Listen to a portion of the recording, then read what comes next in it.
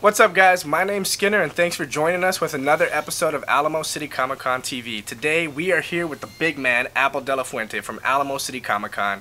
So, we're here to talk a little bit about the DC Universe Rebirth. So, let's jump right into it.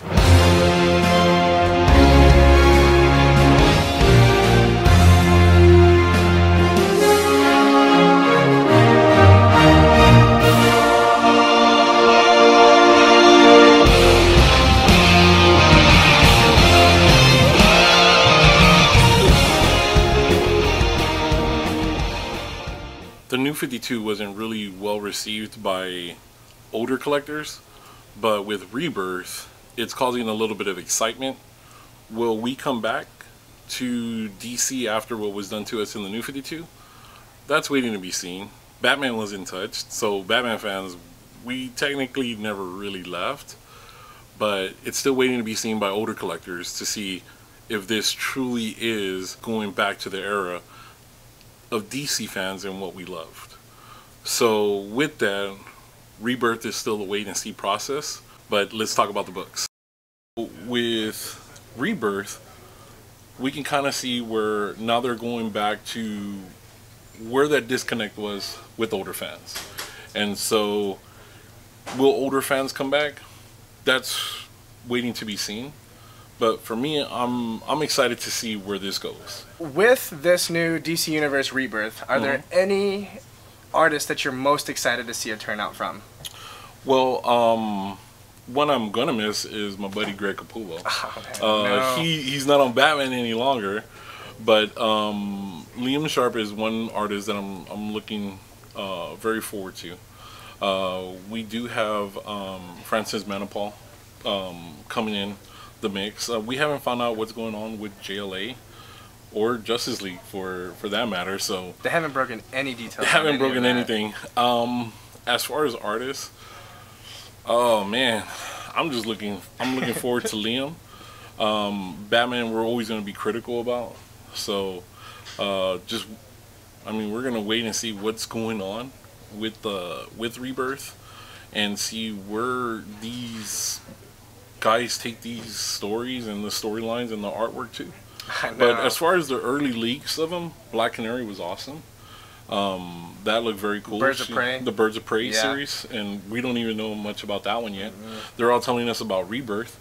We got to get the 80-page book in May. Start from there. On the 25th. On the 25th. Yeah, so we're gonna find out all together like what's going on. The Green Lantern Corps is looking like it's going to be getting the attention. Definitely from Jeff Johns. Oh, absolutely. So Jeff Johns, I mean, amazing. If you haven't checked out Green Lantern Rebirth and The Blackest Night, great, wonderful stories. And then the New 52 happened, and it kind of just went. Also, the Green Lantern movie happened, and that one. So hopefully, with Rebirth, we have a going back to basics. Another thing too is we're not going to be seeing any other colored lanterns at all. We're going to just be seeing straight green lanterns, from my understanding. From right now, yes, but you can't take away what Blackest Night was. So I'm pretty sure the Red Lanterns are not far away, and also Sinestro. Yeah, that's actually one of the characters they made sure to bring back. Yeah. So that's exciting. Yeah. What characters are you most excited to see be reborn? I think Superman was one that a lot of DC fans have felt that disconnect with, and I'm not a big Superman fan. I'm a Batman guy. They're not gonna touch Batman that much, but I'm really excited to see what they do with Superman. The Wonder Woman news, which was freaking amazing, because now we have Liam Sharp, who is a wonderful artist. He worked a long time with the Hulk. That's where he pretty much made his name with.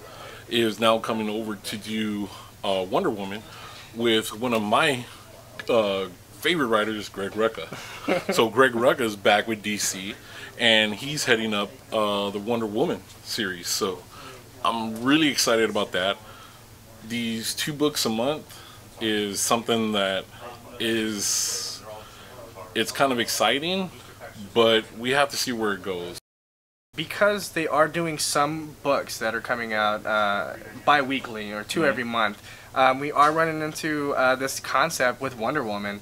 They're bringing two separate universes with her, and basically what's going to happen is every odd number they're going to have a separate universe, and every even number they're going to have a separate universe. So how do you feel about that? Well, one set of numbers will have the universe that we already know as Wonder Woman, and then it's going to go back to like a year one type of episodes in that numbering book system for Wonder Woman. So it's kind of exciting because Superman's gotten a year one, Batman's gotten a year one, which we're all very familiar with, but Wonder Woman has never received that kind of treatment to this scale, and especially with a writer like Greg Rucka, I'm very excited to see what this year one Wonder Woman is going to be able to do. I'm most excited to see Batman All-Stars because Scott Snyder's going to be writing, and there's also going to be Sean Murphy. He's going to be doing all the inking on that stuff, and I'm just super excited to see it because from his punk rock Jesus before, I mean, he's got, you know, from my understanding, what the book is going to be about is that it's basically going to be a death race, basically, between Two-Face and Batman. Well, they did reference the Midnight Run series. Correct, yes. With Robert De Niro, so that's going to be pretty cool. So we're going to see a lot of vehicles around there, too, and I'm excited. Tom King is also the writer on Batman Rebirth with Scott Snyder. Correct. So, and then Tom King takes over with Finch. Yeah, David Finch is gonna knock it out of the park. Dude, he's got that art style, so it's very dark. And you guys were able to meet him in 2014 at Alamo City Comic Con. Yeah. So that's very exciting to see for him. So with the DC Universe 80-page cover, you see pretty much all of the superheroes kind of reaching out to one hand that's kind of coming out of the clouds, kind of Michelangelo kind of style. Who do you think they are all reaching out to? Well, we haven't seen Martian Manhunter. We know he's the last of his kind, and they did say someone was going to die. So, with not hearing about Justice League or, you know, Martian Manhunter is pretty much, you know, synonymous with that. Where is the Martian at? And if that's his hand, man, we just don't know. We got 52 worlds, and this can be anybody. Where's the Riddler at? Where's the Joker at? That would be awesome if that was the Joker, right? So, you know, we're gonna find out.